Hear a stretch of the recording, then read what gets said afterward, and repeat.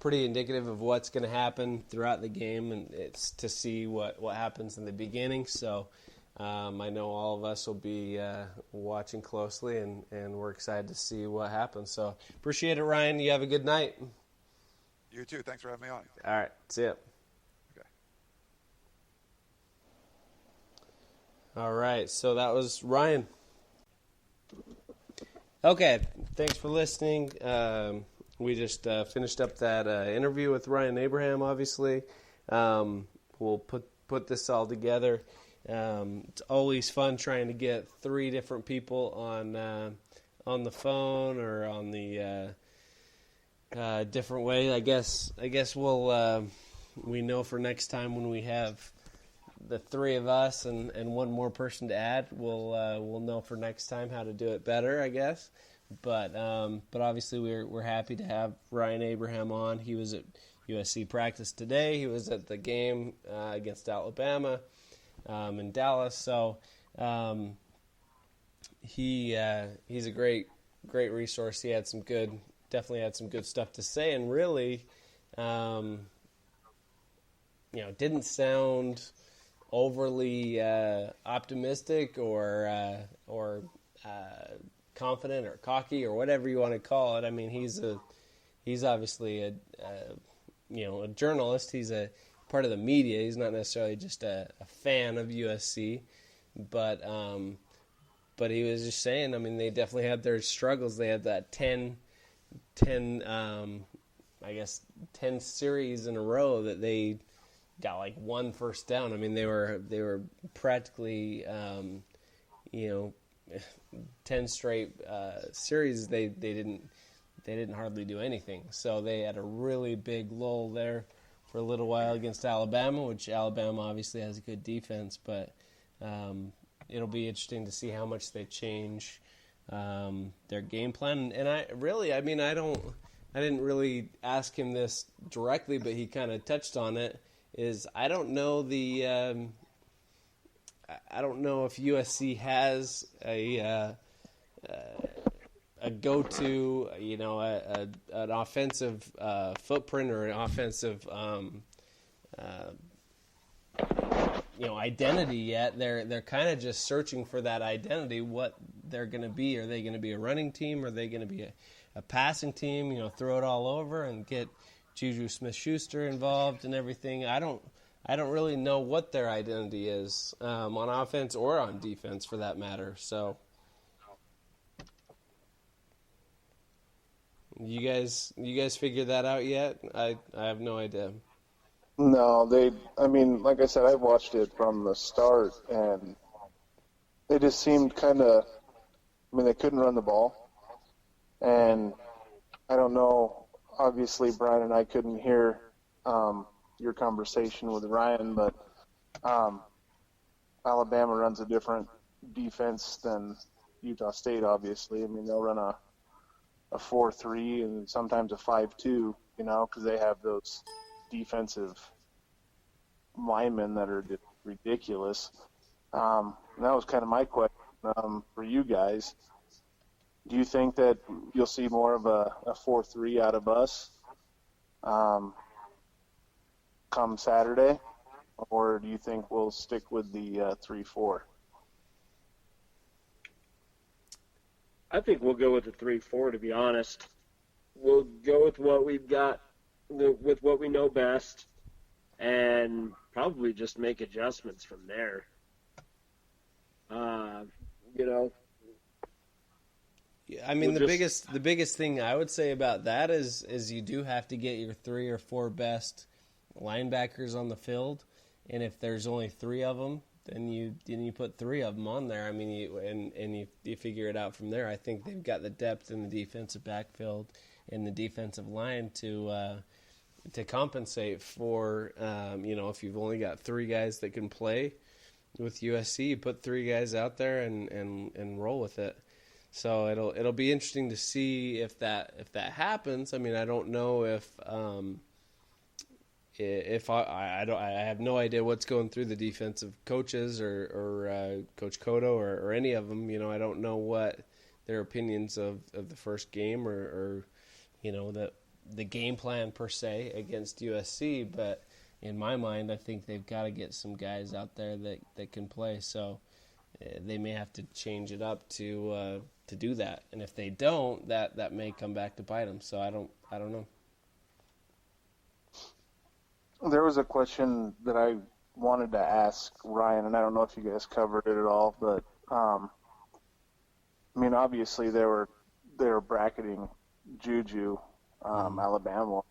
I don't know. He might have had one catch, maybe two. I don't know, but he didn't really do anything in the game. And my question was to him: has he seen in practice or heard or anything like that if they thought they'd move him down to the slot position?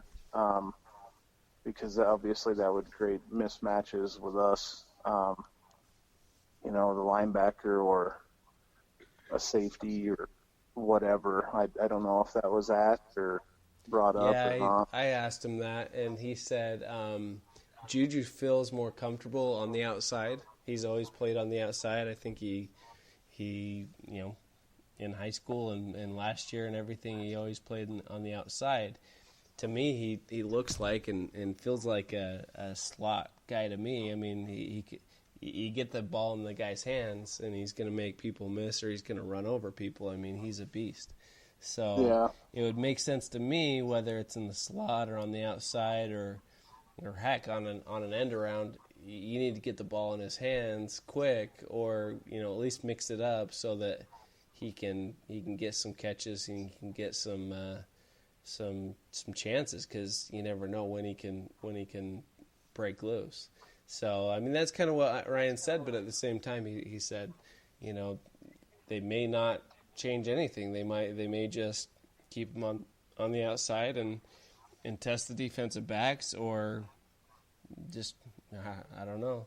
I mean, obviously, I don't know that Utah State will play the exact same defense and double team Juju every time, but I would think that would make sense to me. Is he seems like their biggest weapon. He seems like if you don't take away a team's biggest threat, then what are you doing? Especially where the other guys weren't super proven. I mean, they had a couple guys that had a one good run each. One of the running backs had a 46-yard run, I think, and the other one had 22-yard run or something like that. So, I mean, a couple of the guys had decent plays. They had one good play, but then, obviously it wasn't a touchdown. They didn't score a single touchdown in the game. So they weren't breaking big plays. They weren't, really being consistent. And I didn't see that identity either. I didn't see good play calling. I mean, one thing that I know their identity is going to be on defense, 100%, I can guarantee after watching a lot of Clancy Pendergast teams, is they're going to blitz like crazy. And so I don't think I know for a fact they're not going to play five down linemen or anything like that like they did last year, because, or maybe it was 2 years ago, whenever they were doing that. One, they've got more depth. He mentioned Porter Gustin is a huge part of their defense as a true sophomore.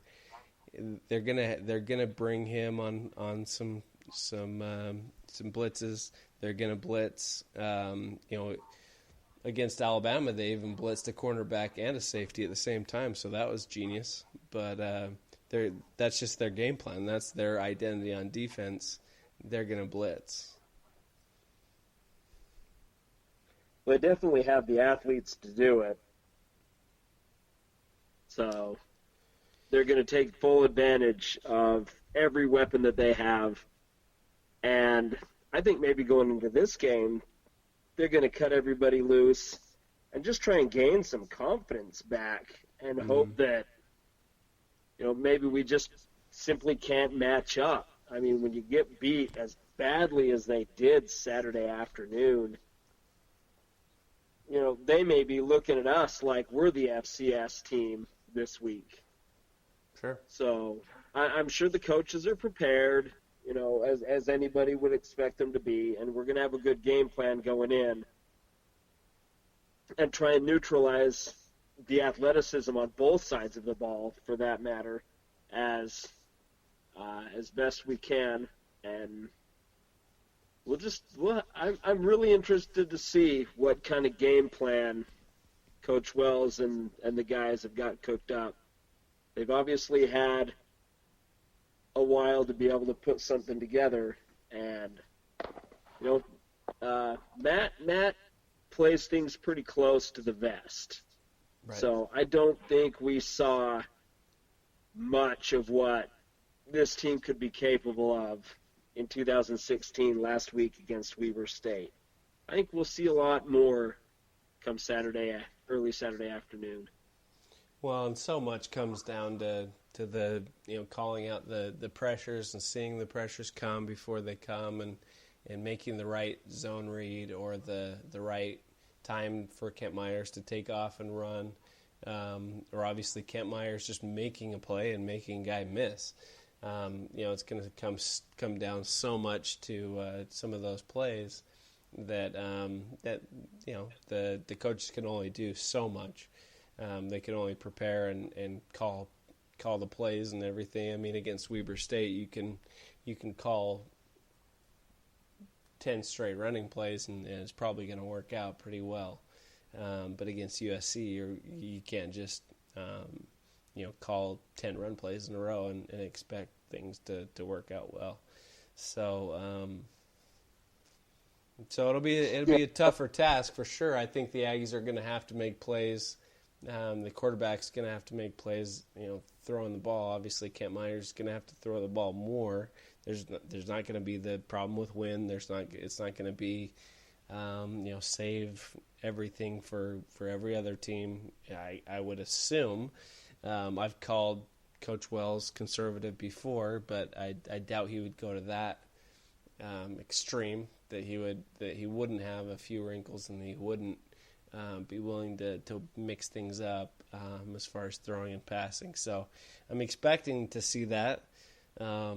It's just a matter of mixing it in the right way and making plays, because we talked a lot with Ryan about kind of the mental state of the team and the leadership and everything. I think with the scholarship limits and everything, that's probably what they're missing the most is veteran leadership. That's why they took Stevie Tuikulevatu from Utah, and as a graduate transfer, they needed somebody to come in and kind of be a man in that defensive line group, and with a bunch of kids. So he's been a huge rock for them at nose guard to hold things down and to be he's a 25-year-old married guy, that can go in there and he's experienced, so he's gonna go in and be a pretty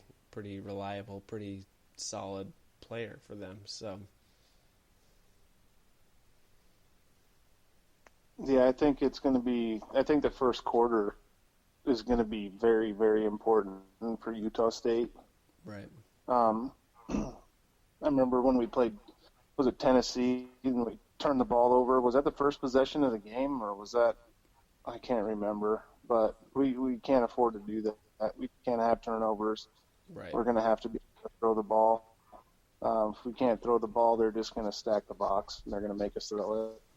And the receivers are going to have to – our receivers that are kind of unknown right now, I mean, a lot of I think we got the guys, but they're just not whatever. I mean, we got 3 JUCO guys that I think are really, really good, whether it's just they're not picking the playbook up, or they're not, doing their assignments, they're not blocking like they should, because everybody knows that Coach Bouknight, I mean, he requires his receivers to block, and right. Be physical out there. And so, yeah, I think the first quarter is going to be really important part of the game. Can't come out flat. We're going to have to, try to get on them early. But yeah, like before Ryan and you connected in with Ryan.